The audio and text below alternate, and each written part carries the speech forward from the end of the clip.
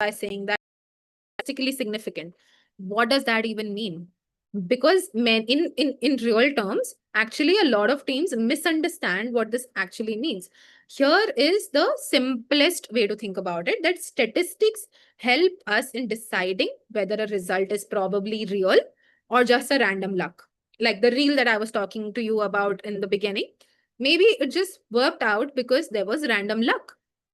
Okay, but when I A/B tested with 5 different things, 5 different variables in different reels, I understood, okay, this is one thing that is working. And then I started building a strategy around that one thing. So only statistics, only when I looked at, okay, how many people have viewed my reel, how many people have engaged with my reel, how many people have commented on my reel, did I understand if this deciding factor is real or is it just random luck? Because sometimes, no, numbers can move purely by chance also. For example, if I flip a coin 10 times, there's also a chance that 8 times I would get heads. Okay, that does not mean that the coin is broken or I have put some magnet or something. And the same thing happens in marketing experiments also. There might be a version that appears to win. See how I've used appears to win early on, but difference might disappear once more users come in. Okay. This is why one of the biggest mistakes while understanding the statistics of A/B testing is peaking earlier. Okay. Don't peak earlier. Give it a time. Give it some time. Say if I was playing around with the reel, I gave it 12 hours to see, okay, what is going to happen, because the first reel got 200 views within 12 hours. So at least for the next reel, I am going to give it 12 hours. Okay. If I start peaking in at the fourth hour only, okay, this is only bringing in 2000 views. What, this doesn't work. That is too soon to say. Okay. Teams, there are marketeers and there are teams that get excited for a few hours, see a small uplift, and immediately declare victory. Okay, this is working. Or immediately declare failure, that this is not working. Because early data can often be noisy. Another problem is running too many experiments at first without proper controls. Okay. Eventually, if I am running all of these tests all together at once, some might just work out of luck. No. So that is why, bringing back to the first point again, it has to be a controlled set and there have to be fixed guardrails, and there has to be one variable so that some tests do not look successful just purely out of coincidence. Okay, because false confidence can be really, really dangerous and a bad decision. If you think that it may be a bad decision, first of all, but if it is backed by misleading data, and it can basically scale very, very quickly. So instead of obsessing over becoming statisticians, what you as a marketer should focus on is discipline. You should run enough tests for long enough. Okay, you should have meaningful sample sizes, which means your audience size should also be meaningful. You should look for consistency. All right, that is why discipline is important. You should look for consistency, and you should always question whether the result is actually making any business sense at all. Okay, but because data is powerful, statistics are very, very important also. But if it is interpreted carelessly, then it can become just another form of bias. Okay, because A/B testing, when you're doing A/B testing, a lot of noise can often look like insight. Okay. All right, let's move on to the next one. Yeah, there is also an ethical line. Yeah. So see, if you see in the image, are you sure you want to cancel your membership? Okay. The yes is very difficult to find. Whenever you sort of uh, run an experiment, or like say you send an email, okay? When you sign up for an email, sign up is big, right? When you go onto a website and sign up for an email, the sign up option is gigantic. And then you keep getting emails, then you keep getting emails, keep getting emails. And in the email, to unsubscribe is like in the littlest text or font possible, right? Like you can't be microscopic view. You have to look with a microscope for you to even understand what is going on. So this is exactly what it looks like. That once you start the membership, it is very, very easy. To start the membership, it is very easy. But once the membership has started, to cancel it is very, very difficult. Okay, so when it comes to A/B testing, you have to understand that there are some ethical rules as well. And again, these are ethics that are created by you as a company. Okay, while A/B testing itself is neutral, the thing in itself is a tool only, and so the intentions running this tool or using this tool, or doing the experiments, they do matter a lot. Okay, because once companies realize they can influence user behavior predictably, there's always a temptation to push too far. For example, you can, like, you might have seen on websites that there are countdowns. Okay, they create fake urgency. They tell you that the sale is only for 24 hours. After 24 hours, you realize, okay, they have just extended the sale and it is forever ongoing sale. Okay, or as I mentioned, hidden unsubscribe buttons. Okay, this is also an idea of pushing it too far or making cancellation intentionally difficult, like in the image. Okay, or confusing cookie pop-ups wherein accept is big, big, gigantic, and decline is almost invisible. This is something that is called dark patterns, and technically, most of them are going to work because your user can't even see it, right? Your user can't even, like, even here, it is a 2 out of 3 chance that you would get a no, right? So essentially, your audience can't see it, and so it is going to work. And it is also going to bring you conversions, but in the short term. The bigger question that marketers should ask is that just because something increases conversions, or is how know that as marketers, right? And so the best marketers are always going to understand that sustainable growth comes from reducing friction. Again, understanding the psychology and reducing the friction honestly and ethically, rather than tricking people into taking actions that they are going to regret later. So ethical experimentation is really about the intention that goes behind doing the A/B testing, okay, or the experimentation. Are you helping the audience in making a better decision, or are you designing systems that are going to exploit the human psychology unfairly? That is a distinction that matters the most. Okay, can we move on to the next slide, please? Okay. Now we have studied all of this about A/B testing, but there's also another thing, right? Everything that can work is also sometimes bound to fail. Simple, right? A/B testing is powerful, but it is not magical. And one of the biggest mistakes that companies make is believing that one test is going to, like, blow my mind away. It is going to bring so many insights for me that I will change the course of this business altogether. That is not going to happen. Some companies really just think that testing automatically leads to some sort of innovation, which is again not true. And this is why companies can become obsessed with tiny optimizations, like just playing around button colors, as I mentioned, spacing between changes, slightly changing the headline, slightly tweaking the wording, or taking like a fun tone rather than, like, a sweet tone. Sweet and fun is not really different. Quirky and fun is not really different. They are the same thing. Serious and emotional and fun are two different things. Okay, while all of these little things also do matter, they usually produce incremental results, like a 3% increase, 5% increase, 0.5% increase. They're not doing something transformational. You can spend, say, 6 months trying to optimize a landing page just by 3%, while completely ignoring the fact that your product is not good. Okay, that is a danger of something called local optimization. Local optimization is the one that I talked about, like changing little things here and there. Okay, you improve the small parts of the system while the bigger strategic problem is always there.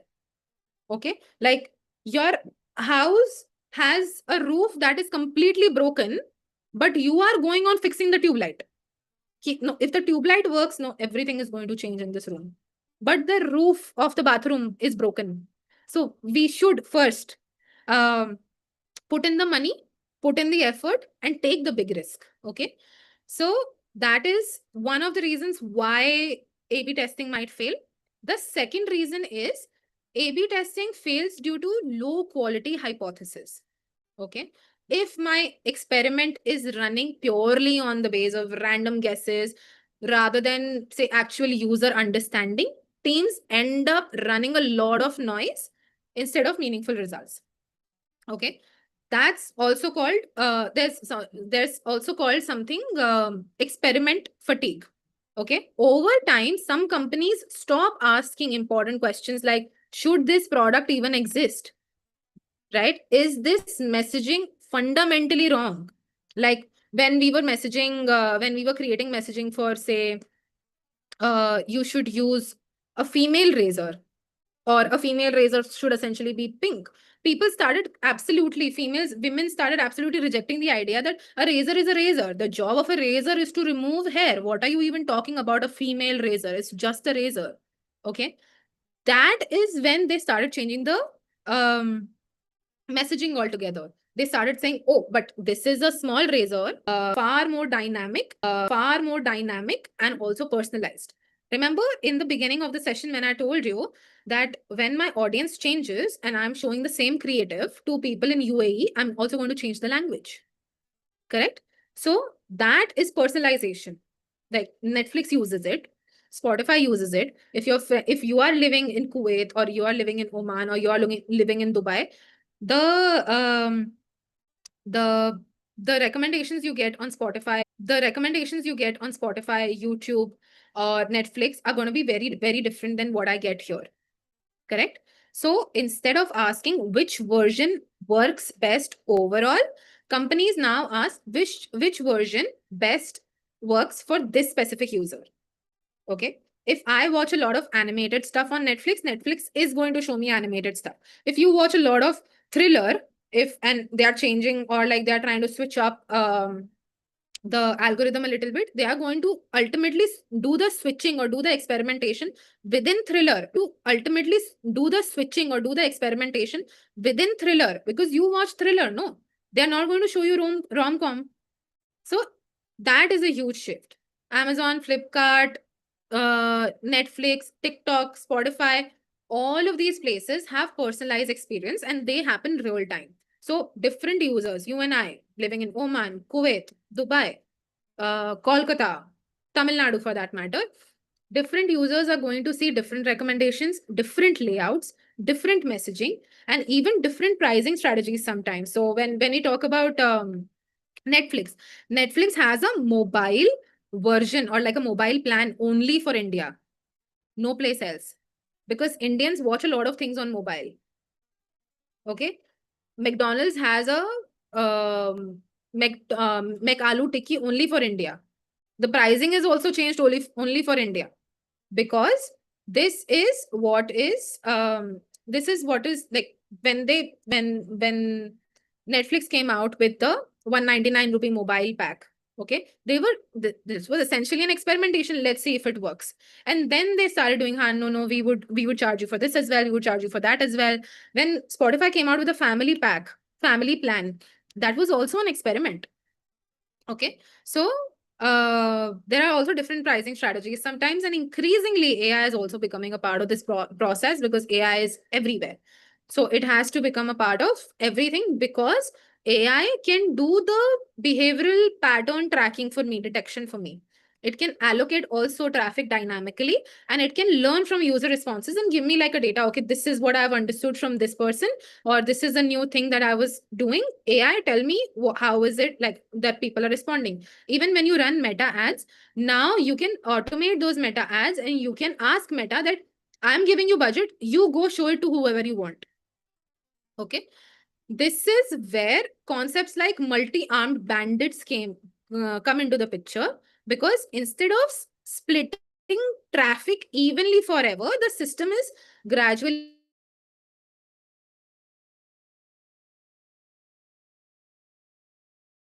So experimentation is evolving from just occasional testing to continuous optimization. Okay.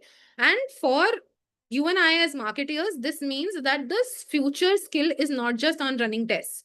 It is about understanding user psychology, understanding behavioral segmentation, personalization, and how to make data driven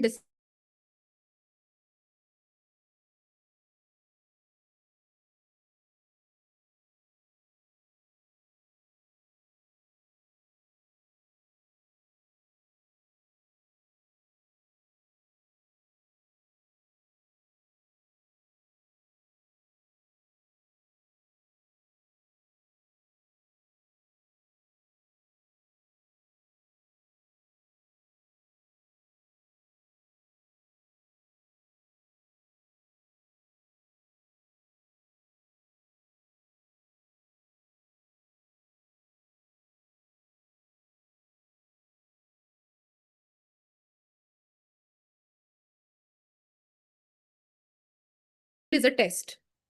Every second reel that you see is a test. They ask you, are you interested in this or are you not interested in this? Are you interested in this type of content? They would, now there is a reel segment for you page, and then there is a little uh, friends section wherein you can see what your friends are looking at. So how often do you look at the friends section? Also, one thing that you can go back and check on Instagram is that whoever it is that you are talking to more on Instagram, in your friends section, they are the people who would come up, because it is constantly testing you. What do you like? The algorithm is working 24/7. And that is essentially what it is there to work for, basically. But the algorithm is never stopping. And so this is what the brands are doing to understand you better.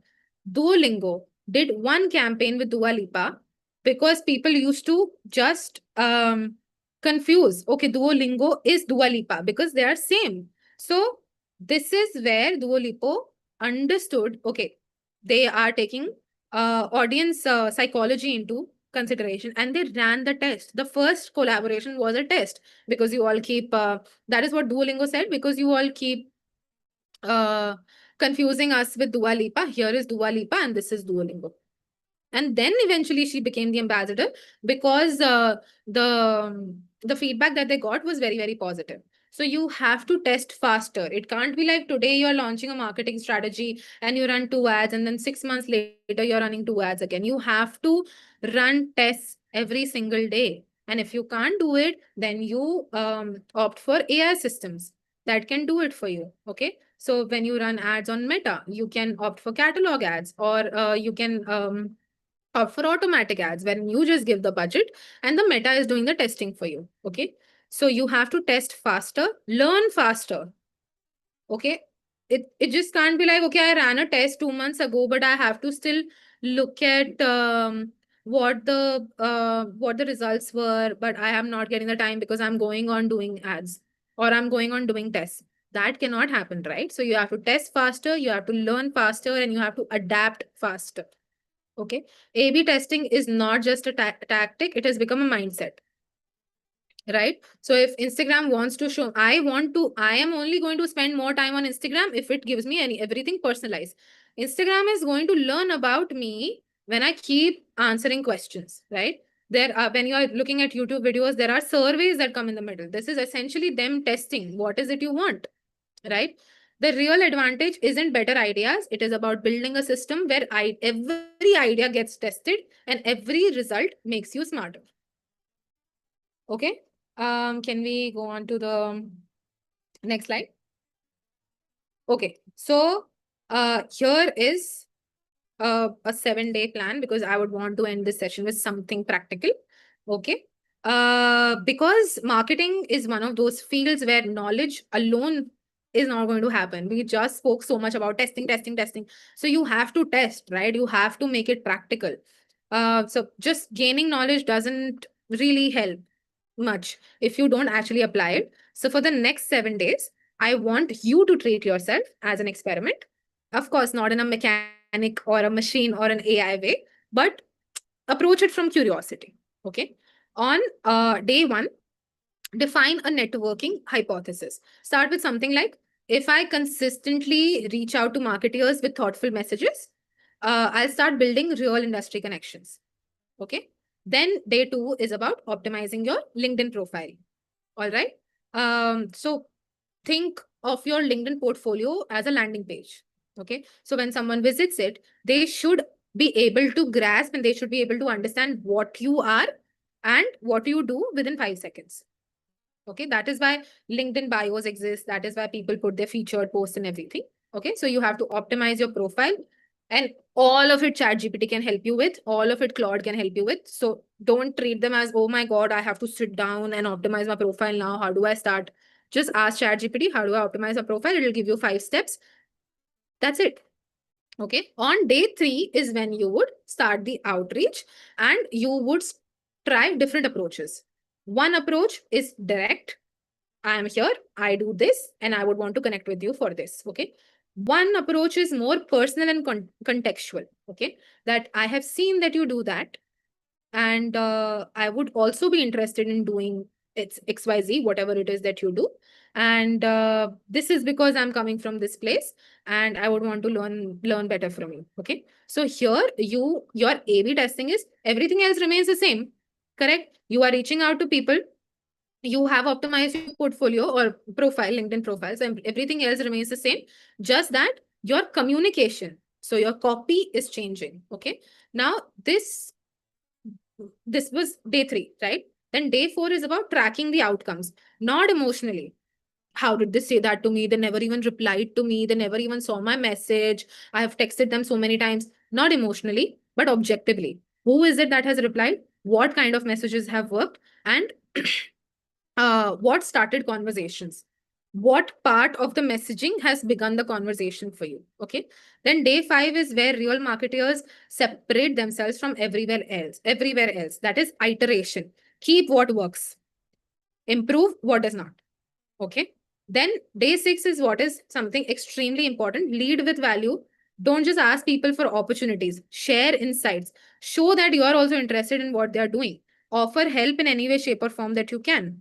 Okay. And comment thoughtfully. That is very, very important because people value. If you tell me, oh, Simran, I have seen your Instagram, but like, how do you do this? I would know that you have done the research on me. I would know that, you have insights on me, right? So you have to lead with value.